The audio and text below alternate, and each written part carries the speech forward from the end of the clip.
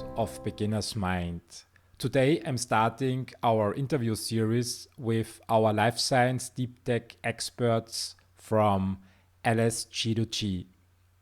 LSG2G is short for Life Science Get Together. Its mission is to connect life science deep tech thought leaders, to help life science founders, investors, scientists, and entrepreneurs building relationships and sharing their expertise. I created this platform out of frustration that I almost found no place in Europe to connect early stage investors with early stage entrepreneurs in life science across European borders. So whenever I talked with an expert in the space of life science in deep tech development, I quickly invited to become part of the community I started building. To date, in the network, you find more than 1,400 life science experts. So if you are looking for a convenient way to connect with the life science community, want to find the right people to support you, or want to share your expertise and experience, then feel free to stop by lifesciencegettogether.com or send me a mail. But who are the entrepreneurs, investors, scientists, business angels, politicians, and service partners in the platform? Who are the people that are developing the next generation of novel therapies, medical devices, diagnostics, and digital health solutions? In the podcasts, I will talk with people in the LSG2G network. Today, it's my pleasure to introduce Michael Lukesch, the founder of Valanx Biotech. The company is operating out from Lower Austria. Valanx focuses on a novel approach for protein conjugation. Specific, fast, and cost-effective. So without any further ado, welcome, Michael. Thank you for your time for joining our call for the podcast. What about a brief introduction, Michael? What brought you to the life science industry? First of all, thank you, Christian, for inviting me here, giving me the opportunity to have a little conversation with you. You're welcome. Thanks for the question. My way to the life science industry has been a bit winding, but I think it all started out, I guess, with my love for nature and the planet. So I started studying way back in Graz, a very experimental field of study called environmental system sciences. And for that, you had to pick a focus of study, and I chose chemistry because my initial plan was to move into water treatment, a bit of developmental work, and that's why I moved into chemistry. And I almost actually quit that line of study because I found chemistry to be at times tedious and a bit boring. But I then said to myself, at least finish the bachelor studies. And that's when I had the introductory course to biochemistry and biology. And I caught fire. I immediately loved it. And I knew what I was going to do with at least the next couple of years of my life. And so I moved into the direction of studying biotechnology. And that's where I then did my PhD, biochemistry, molecular biology, these sort of things. And this is what ultimately then also brought me to the life science industry. When did you graduate? That's an excellent question. So I'm actually still enrolled in a PhD program. So I'm one of those cases who founded a company without finishing his PhD yet. Oh, that's amazing. That's still in the works. I think I'm a bit shaky on the numbers, but I think I graduated my master's in 2015. Yeah. 2015, and then you went directly into the PhD studies. In 2017, you founded Valanx Biotech. Yes, exactly. What I would like to know, directly after the university, how did you get started with the company? What motivated you? So as I said, I was enrolled in a PhD program, the PhD didn't work out as I planned, to be honest. And I then had to look back and go, what are my options, right? What can I do with my life? How can I move forward? and I wasn't in a good enough position to actually move on with an academic career. And how it looks at the moment is that the academic career for natural scientists is challenging. So I think the official numbers are, I mean, they fluctuate, but like 97% of PhD students won't get a full-time position in academia. So only 3% of PhD students are able to move on full-time to academia. And this is the numbers I was faced with. And my output, I guess, wasn't good enough to be included in those 3%. And so I had to look for alternatives. And I always knew, because of my father, he also ran a company once, I always knew that this was an option, right? So with a lot of people, the problem is that they are not even aware that this is an option, that you can do your own company. Yeah.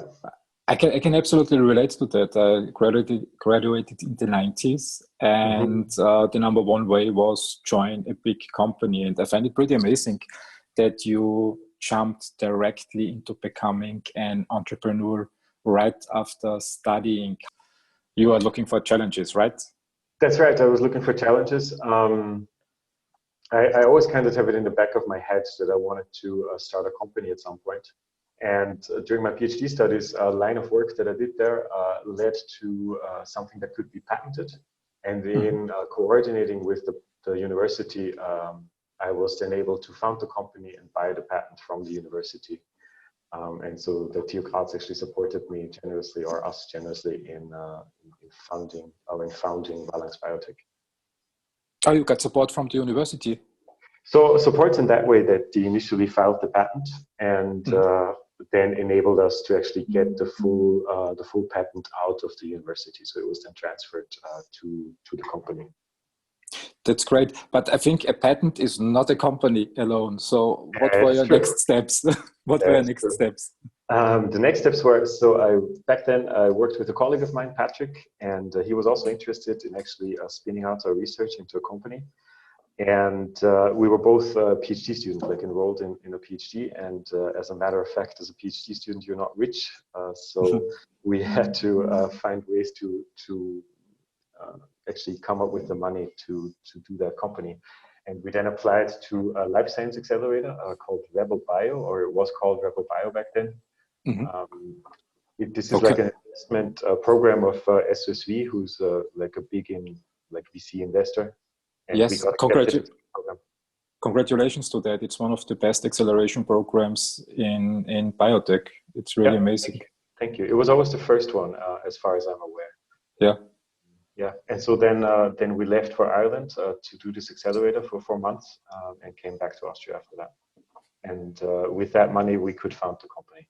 That's amazing. So practically you left Austria, went to Ireland, and then came back to officially bring your idea into a corporate shell. You already had a team, you had patents, and this is how Valanx Biotech was created. I'm really curious, what is Valanx Biotech doing? What problem do you solve? So we solved the problem of protein conjugation. This is a very specific problem to the pharmaceutical industry, also a bit of biotech. And what that means is, so when you bring protein products to the market, like antibodies or antibody fragments, also lots of other protein products, you often want to connect these proteins, also called conjugate them, to like a polymer or a small molecule to improve the therapeutic efficacy of this molecule. And the problem with the current technology on the market is that this process leads to an undefined mixture of a product, right? So you can't control the number and the location of these conjugations that you make to the protein. And our technology, you end up with a very defined product. So you know you have one protein in there with like 1 or 2 or 3 connections, and you know exactly where those are placed. And in the corporate development, where are you currently? Are you still in the development phase? Yes, we're in the R&D phase. So we made a proof of principle, a proof of concept last year in summer. And then with these encouraging data in hand, I then went out to further secure investment for the company. That's a good step forward. I mean, I can relate to what you said. starting out after graduating, no money, it brings you directly on the right track because you have to talk with investors. And from what I heard from the market, you did it quite successfully. Yes. In the last year, I guess it was 2019, right? It was 2019, yes. So closing was January 2020, but we can say 2019, yes. Yeah, okay. So practically last year, this year. Yes. I'm curious, what was your biggest challenge during the financing round? So when you talk to people like coaching you about this investment process, that's exactly what I heard, right? These 2 points that I'm about to mention is the first point is finding the right investors. So not only in focus, this was a major issue actually, because a lot of investors are focused on hardware, lots of them on software development, but it's actually quite a challenge to find investors who would do biotech or like hardcore wet lab biotech. Once you found those investors, then you have the question like, do they even invest in my geography, right? So a lot of them have restriction on geography. And then that actually proved to be the most challenging point is the funding amount. So we didn't raise for biotech that much money. It was a rather smaller round. And I kind of felt like I was in between seats, as you say in German, right? So for the one investors we were raising, so for business angel, we were raising too much. And for a proper biotech investor, our ticket size was just too small. And this actually, like we met at BioVaria last year, right? And I got to talk there to, I think they had this amazing investor speed dating that was very valuable. I got to meet 10 VCs there. But the majority of the feedback was like, no, the ticket size is too small. We can't do that. Like, get back to us. So these were really the 3 criteria, like focus, geography, and then also the right ticket size that they would offer. That on the one hand, and then once we were able to get in that process and get these investors interested, it was very challenging to actually communicate the potential of the technology. Like as a, like even if you're an educated person in chemistry and biotech, this is a very like hidden away niche problem that we're solving. So to actually, like update on market potential, technology, what's out there in the market, to get everyone on board and on the same page was challenging. I absolutely believe that operating in a niche and having to explain to investors who are overloaded with opportunities within 2 minutes a very complex problem is one of the hardest things in fundraising, I believe. Yes. And I totally get it. Also from their side as an investor, you're constantly faced with new topics, new things that you have to think about. So this switching, I think, can be really challenging. And also on my side, then to find a way to communicate quickly, but to not like water it down, right? That was I found that to be a very, very interesting process. It's pretty much the same that I experience when pitching technology in our space. It's most of the time very unique, and very often you have high-level science, and I think this is also in your case, which only a few people actually in the world really understands at that stage where we are operating in the early stages. And bringing that into a format that it's pretty much is explainable to a 5-year-old kid, which is necessary for investors, not because they don't understand it, but just because they don't have time. Exactly. So this is really, really, really one thing that every company has to take care of. Yes.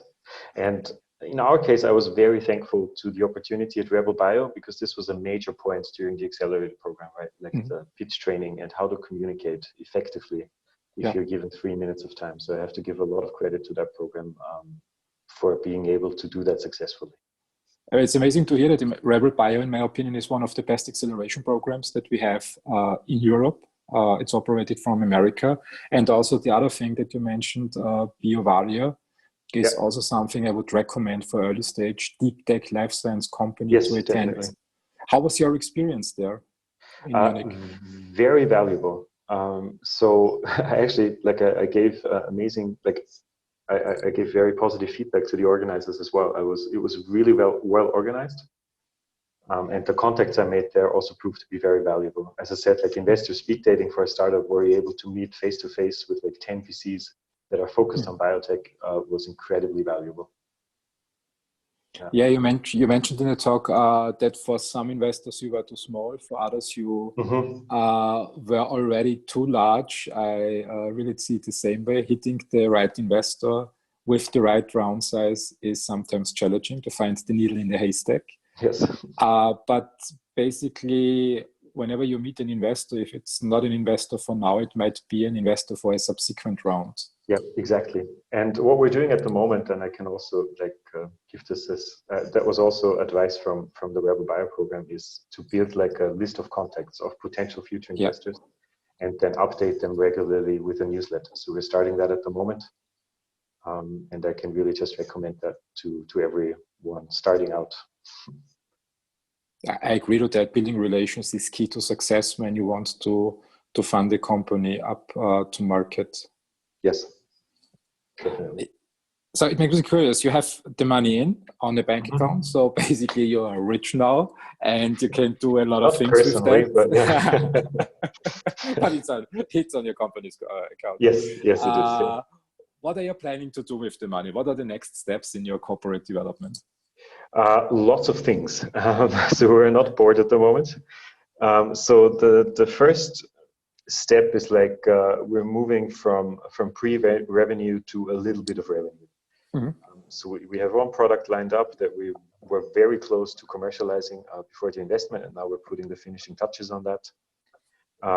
The majority of it is technology development and just lab setup. We just moved into an amazing new lab space out here in Klosterneuburg, which is close to Vienna. So that's a major part of it. And then also pitching the technology to potential pharma collaborators. So we're reaching out at the moment to companies in the pharmaceutical area and pitching them our technology and see, like, just to gauge if there is interest there and how we can move into like collaboration agreements. What is your ideal customer that you're looking for? That would be a company who is just starting out to develop a protein therapeutic or protein product that they want to have conjugated to polymer small molecule surfaces, other proteins. So yeah, that's our ideal customer. What do you think? I mean, you're hitting the market right now, so you're looking for customers. For scaling the company, are you looking for additional financing rounds, or do you rather go for the customer route? Both. So since we're kind of a platform, we're now facing the strategic decision between like where do we want to go? Do we want to make our own products, and or do we just want to, or just in quote unquote, want to be a technology provider? And this decision will be made into like next year, and depending on that, we will then know which route to take. But it's going to be most likely another funding route. So a combination of two, revenues and funds. Yes. Michael, one last question from my end. You had quite an amazing journey. You graduated in Austria, then went directly to Ireland to one of the best acceleration programs that, from what I know, decline 95% of the opportunities that get presented. So you are one of the chosen ones. Then you came back to Austria, closed successfully a major financing round with your company. What advice would you give your younger self if you could start out again? What learnings did you make? Yeah, like a whole wheelbarrow of advice. Let's give it a go. Yeah. So, as you said, I came directly out of university, right? So the learning curve was incredibly steep. It was a lot of fun, but not always fun. So in the beginning, honestly, I would seek more advice from people who have experience in the field. One thing that happened in the beginning, we completely underestimated cost of how much it actually costs to build a biotech company, right? Because when you come out of university, like, I don't know, 50,000, 100,000 euros sounds like a lot of money until you have to actually finance a lab, right? And buy equipment and pay salaries for people. And then you figure out pretty quickly that this money goes away very fast. especially in biotech, because it's just a different game to software, for example. So I would definitely have appreciated to talk to someone in the field who could have given me some like budgeting advice, like how much things actually cost. And then just move a bit more boldly. So in the beginning, we took things slow, right? Which was good in the sense that we built on like reliable data, but we could have just moved a bit faster. And then in the beginning, we also had a bit of issue with commitment of team members. So I would just start out to build a full-time team that's really committed from very early on. So these are the three like major learnings I think I would communicate to my younger self. Michael, thank you very much for your time. I wish you all the best for developing Valanx Biotech further. And I'm pretty sure that we will have another chat in 1 or 2 years again. Good Fingers luck. crossed for that. Thank you for your time and thanks for the opportunity. Have a good day. Thanks for listening. Please share the podcast and make sure you've subscribed. Have a great day.